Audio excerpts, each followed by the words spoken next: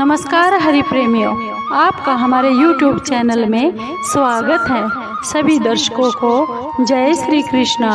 हरि प्रेमियों, कैसे हैं आप? उम्मीद है आप सब अच्छे होंगे।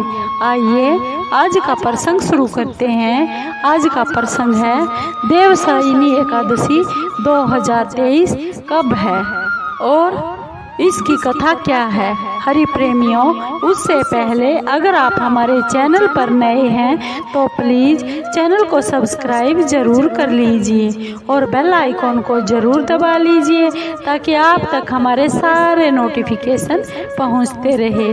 हरि प्रेमियों, आपका एक भी सब्सक्राइब हमारे लिए बेहद मायने रखता है। हरि प्रेमियों, आइए जानते हैं देवशयनी एकादशी 2023 कब है। हरि प्रेमियों, देवशयनी एकादशी मंगलवार 29 जून 2023 को है। यह 29 जून 2023 को दोपहर बाद 3:18 से शुरू है और 30 जून 2:42 पर समाप्त है। हरि प्रेमियों, देवशयनी एकादशी को पद्या एकादशी भी कहते हैं। यह समस्त पापों का नाश करती है। एक बार की बात है, धर्मराज युधिष्ठिर ने कहा भगवान श्री कृष्ण से, हे केशव, हे माधव, आषाढ़ शुक्ल एकादशी का क्या नाम है और इस व्रत करने की क्या विधि है, क्या नियम है और किस देवता का पूजन किया जाता है। तब धर्मराज युधिष्ठिर की ये बात सुनकर भगवान श्री कृष्ण जी बोले, हे युधिष्ठिर, जिस कथा को ब्रह्मा जी ने नारद जी को बताया था वही मैं तुमसे बताता हूँ, तुमसे कहता हूँ। एक समय नारद जी ब्रह्मा जी से यही प्रश्न किया था। तब ब्रह्मा जी ने नारद जी को बताया, हे नारद, तुमने कलियुगी जीवों के उद्धार के लिए बहुत ही अच्छा प्रश्न किया है, उत्तम प्रश्न किया है, क्योंकि देवशयनी एकादशी का व्रत सब व्रतों में से उत्तम व्रत है।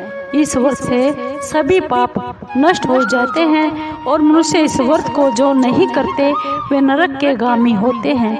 इस व्रत के करने से भगवान श्री हरि प्रसन्न होते हैं। इस एकादशी का नाम यानी देवशयनी एकादशी का नाम पद्या एकादशी भी है। अब मैं तुमसे एक पौराणिक कथा सुनाता हूँ, तुम ध्यान लगाकर सुनो। सूर्य वंश में मानधाता नाम का एक राजा हुआ है जो सत्यवादी और बहुत ही प्रतापी राजा था। वह अपनी प्रजा को पुत्र की भांति रखता था, उसका पालन करता था। उसकी सारी प्रजा धन धान्य से भरपूर और बहुत ही सुखी थी। उसके राज्य में कभी अकाल नहीं पड़ता था। एक बार की बात है, उस राजा के राज्य में 3 साल तक कोई भी वर्षा नहीं हुई और अकाल पड़ गया। प्रजा में अन्न की कमी होने के कारण प्रजा बहुत दुखी हो गई और अन्न के ना होने से राज्य में यज्ञ आदि और जप तप बंद हो गया। अन्न के ना होने से राज्य में सब यज्ञ बंद हो गए। एक दिन राजा प्रजा के पास जाकर त्राहिमाम त्राहिमाम पुकारने लगी, क्योंकि समस्त विश्व की सृष्टि का कारण वर्षा ही तो है और वर्षा के बिना जीवन कहाँ है। वर्षा के अभाव से पूरे देश में अकाल पड़ गया है और अकाल से सब प्रजा मर रही है। इसलिए हे राजन, हमें कोई ऐसा उपाय बताइए जिससे प्रजा का कष्ट दूर हो जाए। राजा मानधाता कहने लगे कि आप सब लोग बहुत ठीक कह रहे हैं। वर्षा से ही तो अन्न उत्पन्न होता है और आप लोग वर्षा न होने से दुखी तो होने ही थे और आप लोग सबका दुख मेरा दुख है और मैं आप सबके दुख को समझता हूँ। ऐसा बोलकर राजा कुछ सैनिकों को लेकर वन की तरफ चल पड़े। और वहाँ पर जाकर बहुत से ऋषियों के आश्रम में भ्रमण करते हुए अंत में ब्रह्मा जी के पुत्र अंगिरा ऋषि के पास आश्रम में जा पहुँचे। वहाँ राजा ने घोड़े से उतरकर अंगिरा ऋषि को दंडवत प्रणाम किया। ऋषि ने राजा को आशीर्वाद देते हुए कुशल मंगल पूछी और उसके बाद आश्रम में आने के कारण पूछा, क्या कारण है राजन, आज आश्रम में आप आए हैं। राजा ने ऋषि के आगे हाथ जोड़कर बहुत ही विनीत भाव से बोले, हे भगवान, सब प्रकार से धर्म पालन करने पर भी मेरे सारे राज्य में अकाल पड़ गया है। लोग भूखे मर रहे हैं, यज्ञ आदि भी बंद हो गए हैं। राजा के पापों के प्रभाव से ही प्रजा को कष्ट होता है, ऐसा मैंने शास्त्रों में सुना है। जब मैं धर्म के अनुसार राज्य करता हूँ तो मेरे राज्य में अकाल किस तरह पड़ गया, इसके कारण का मुझे पता बताइए, और अभी तक मुझे इसका कारण नहीं पता चला है। अब मैं आपके पास इसी का निवारण करने के लिए आया हूँ, कृपा कीजिए, मेरे इस संदेह को दूर कर दीजिए प्रभु। साथ ही प्रजा के कष्ट को भी दूर करने का कोई ना कोई उपाय बतला दीजिए। इतनी बातें सुनकर ऋषि अंगिरा कहने लगे, हे राजन, यह सतयुग सब युगों में से उत्तम युग है। इसमें धर्म को 4 चरणों में सम्मिलित है, अर्थात इस युग में धर्म की सबसे ज्यादा उन्नति होती है, तरक्की होती है। लोग ब्रह्म की उपासना करते हैं और केवल ब्राह्मणों को ही वेद पढ़ने का अधिकार दिया गया है। ब्राह्मण ही तपस्या करने का अधिकार रख सकते हैं, परंतु आपके राज्य में एक शूद्र तपस्या कर रहा है, इसी के कारण दोष हो गया है। आपके राज्य में इसी कारण वर्षा नहीं हो पा रही है। इसलिए यदि आप प्रजा का भला चाहते हो तो उस शूद्र का वध कर दीजिए। इस पर राजा बोले, महाराज, मैं उस निरपराध ही तपस्या करने वाले शूद्र को किस तरह हत्या कर सकता हूँ। आप इस दोष से छूटने का कोई दूसरा उपाय बतला दीजिए।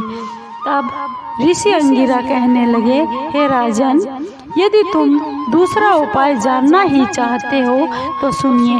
आषाढ़ मास के शुक्ल पक्ष की जो एकादशी होती है उसका नाम पद्या एकादशी है। पद्या एकादशी का विधि पूर्वक व्रत करो और व्रत के प्रभाव से तुम्हारे राज्य में बहुत वर्षा होगी और प्रजा सुख से रहेगी, क्योंकि इस एकादशी का व्रत सब सिद्धियों को, सब मनोकामनाओं को पूर्ण करने वाला है। इस एकादशी का व्रत तुम अपनी प्रजा और सभी सैनिकों के साथ, मंत्रियों के साथ करो। मुनि के ये वचन सुनकर राजा अपने राज्य में वापिस आ गए और सब प्रजा को यह आदेश दे दिया कि विधि पूर्वक पद्या एकादशी का व्रत किया जाए। उस व्रत के प्रभाव से फिर वर्षा हुई और प्रजा को बहुत सुख पहुंचा। अतः इस मास की एकादशी का व्रत सब मनुष्य जाति को करना चाहिए। यह व्रत इस लोक में तो मनुष्य को अच्छे देता ही है, परंतु परलोक में भी यह व्रत मुक्ति को देने वाला है। इस कथा को पढ़ने और सुनने से मनुष्य के समस्त पापों का नाश हो जाता है।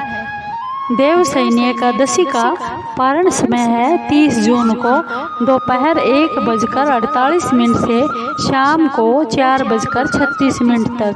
देवशयनी एकादशी के दिन ब्रह्म मुहूर्त में उठकर सबसे पहले भगवान श्री विष्णु को स्मरण करके उन्हें प्रणाम जरूर कीजिए और उनकी कृपा का फल जरूर प्राप्त कर लीजिए और अपने सभी पापों से मुक्ति पा लीजिए। हरि प्रेमियों, आपको ये देवशयनी एकादशी की कथा कैसी लगी? अगर आपको अच्छी लगी हो तो प्लीज़ चैनल को सब्सक्राइब कीजिए, लाइक कीजिए, शेयर कीजिए और कमेंट जरूर कीजिए।